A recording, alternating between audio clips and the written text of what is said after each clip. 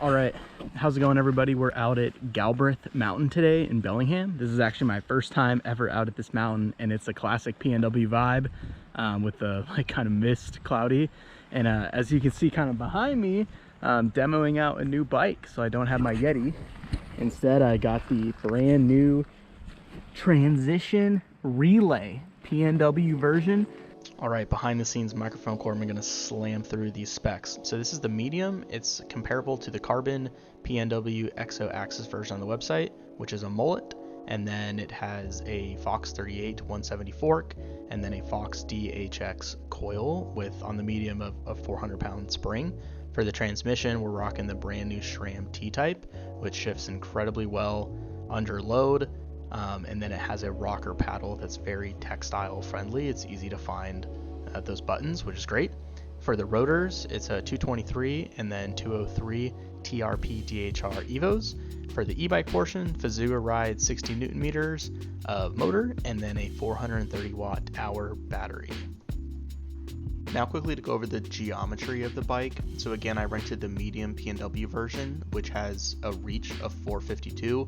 That's pretty nice because my analog bike is 460, so that felt good at 510. It has a 634 stack, and then a seat tube angle of 70.3 degrees, a head tube angle of 63.3 degrees, and then a chainstay of 440. So it really is that big mountain, chase your burly dreams, but then also be poppy and playful at the same time.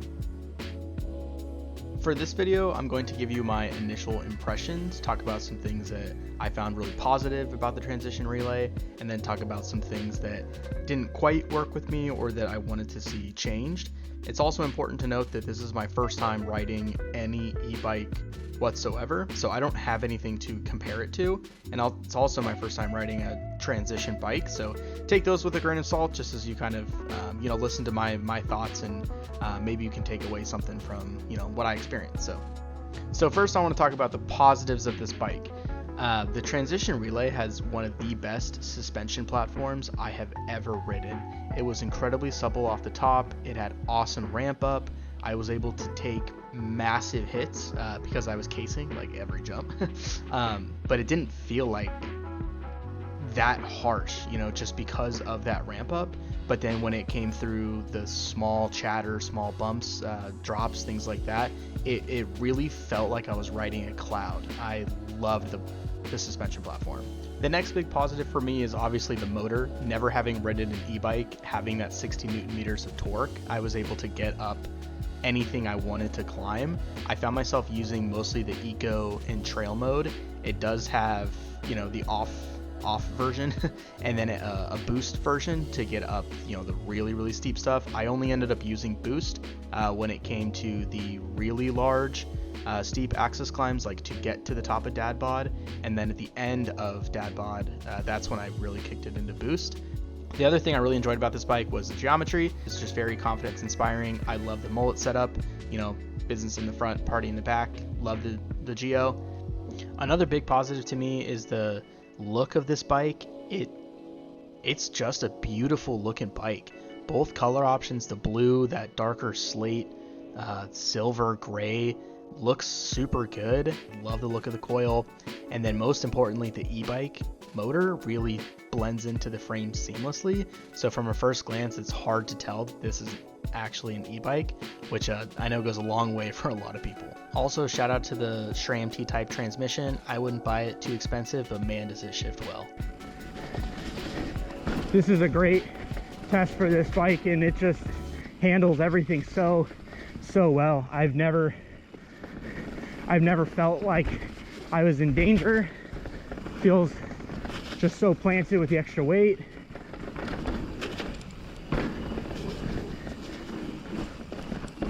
Had no idea what's over there, but who cares?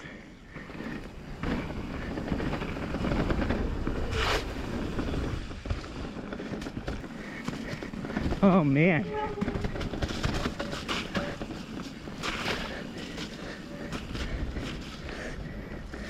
This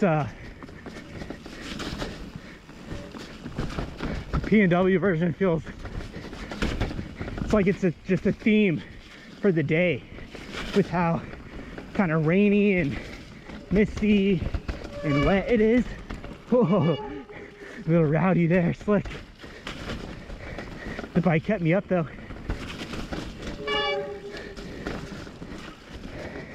And yeah, on this trail it has some like flatter spots with roots. I like I like being in the trail mode because it really does help get over some of those roots. But these rocks are very, very slick, so I do have to be careful, you know. Ooh, man, how fun. Ooh, tight squeeze. But yeah, everything is very, very wet. These rocks, these roots. So still need to pay quite a bit of attention.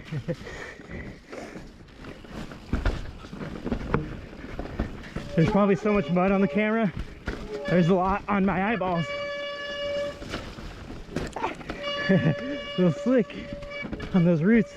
Oh my gosh.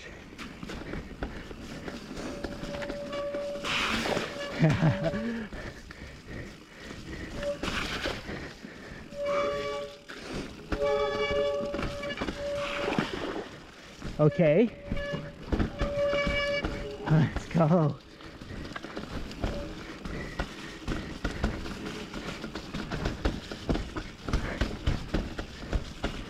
Nice. Let's just wipe off the camera real quick. Again, sorry if there's a ton of mud.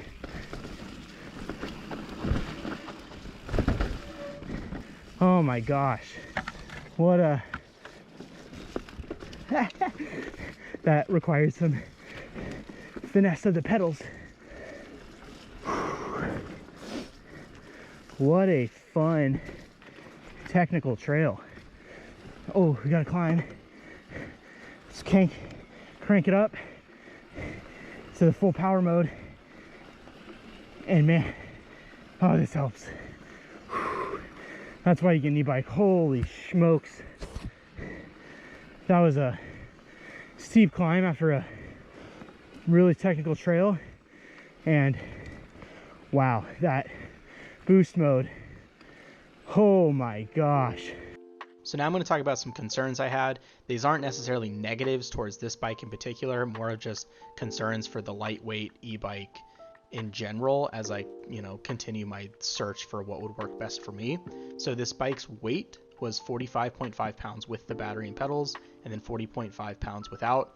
I'm not a very good jumper, and so this extra weight made it pretty hard for me to get the bike off the ground. Granted, I don't attribute that fully to the weight and more of just my ability to handle the weight. So that being said, this bike was incredibly planted. I felt way more planted. You could even hear it in dad bod. I felt just so stable on it, right? And that's also due to the extra weight. So if I'm looking for something that maybe is more big mountain, more stable feeling, and not as bike park oriented, then it might be better if I went with a full powered e-bike, add another 5-10 pounds for a larger motor, bigger battery to be able to get more time on the actual bike. Transition says that you can take the battery out and pedal this around. At 40.5 pounds, I for sure would not. Maybe if I was doing some shuttle laps with friends, then I would take the battery out, but yeah, I'm not pedaling around a 40.5 pound bike. The other negative that might be one of the biggest ones, but there was some motor chatter. So it was very quiet when I was pedaling. I was actually super surprised. That's a plus, that when you're pedaling, you don't really hear the motor. But when you're going down some stuff with that's a little bit chunkier, you will hear some chatter. But then when I was going down, like Dadbot, for example, or Air Chair, I couldn't hear it when I was really zoned in on the trail. So it didn't impact, like I wasn't annoyed while I was riding. But looking back through the footage, I did hear it. So I feel like if you're really noise conscientious, you might be able to notice that motor chatter, which I know is a big deal for some people. The other kind of negative was the e-bike lever that you change, to boost, trail, eco, or off mode. That felt pretty plasticky and cheap for how expensive these bikes are. I like how simple it was, but I feel like any kind of little crash and that thing is popping right off. All right, the last concern that I have is the battery. So 430 watts gave me about 4 hours until I was, running on the very last tick of it. I don't know how much battery I used in total. I also didn't keep track of the elevation gain nearly as well as I wanted to. If I were to guess, it was probably 4,000 feet in that time period. Again, I got lost a couple times, so it was hard to actually manage the elevation gain. However, Transition does not offer a range extender at this time, so I feel I might like, again, additional weight in a bigger battery so that I could have longer days without having any sort of battery anxiety. However, if you're looking for a bike that could maybe get, 2 or 3, 4 laps really quickly, after work or something like that, and you only have 2-3 hours and you really just want to get the laps in, the 430 watt hour battery is going to do just fine. Like, it's going to work great for that use case. For me personally, I think I might prefer a larger battery, again, so that I could have just a bigger mountain day.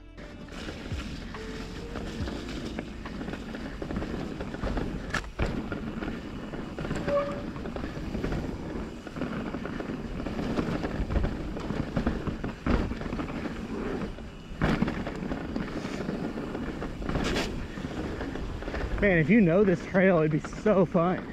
Like, that guy's just ripping in front of me. And I guess if you know your bike. Flat.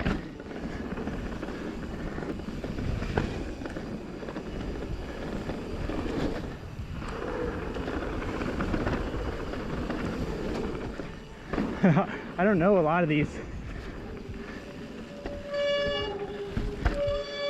Oh, that's it. Oh. All right, and the last big question I have is, would I buy this bike? So no, I'm not sold on it right now.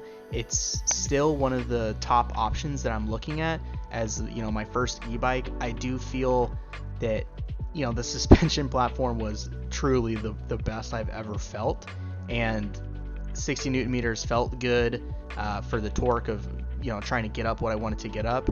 But because of the weight, I'm really not trying to have this bike be a do-it-all mountain bike. I've realized that in my e-bike search, I'm not looking for that. I already have my hardtail, right? And then I have my enduro bike.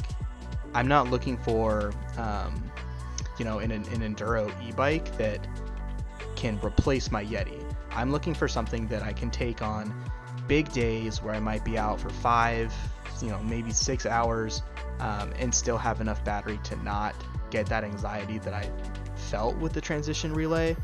And I'm not trying to take it to a bike park and send these, massive jumps. I really just want something that can get me out on the trails, where I'm not feel like I'm putting in a ton of effort, but still being able to get, the laps that I want to get. So in this journey, it kind of made me realize that I probably am looking for a full powered e-bike. Maybe start looking at the Transition Repeater, or the Orbea Wild, or even the Fazari Tim Peak, something like that has maybe an 85 Newton meters, and then a 625 plus watt hour battery. I think that's something that I found after demoing that I would like. However, do I think you would be happy buying it? Absolutely. I think anyone who buys this bike is not going to be disappointed. Like, again, it's very confidence inspiring. It shreds anything you want it to. Once you get a feel of, how far you can go, the range of it, I'm sure that anxiety would go down. And again, Transition just makes such a high quality bike in terms of their geometry. The mullet setup, the 170, it felt great on the rides. It's just now for me, I don't know if that's what exactly I'm looking for. So I would think this is a very successful day for me. I'm glad I went out and demoed it. The people out at the outpost were super friendly. They answered all the questions I had. They helped get the bike set up. They wanted to know what tire pressure I wanted, air pressure in the forks. They adjusted the seat. Just great kind of people out there. So shout out to them.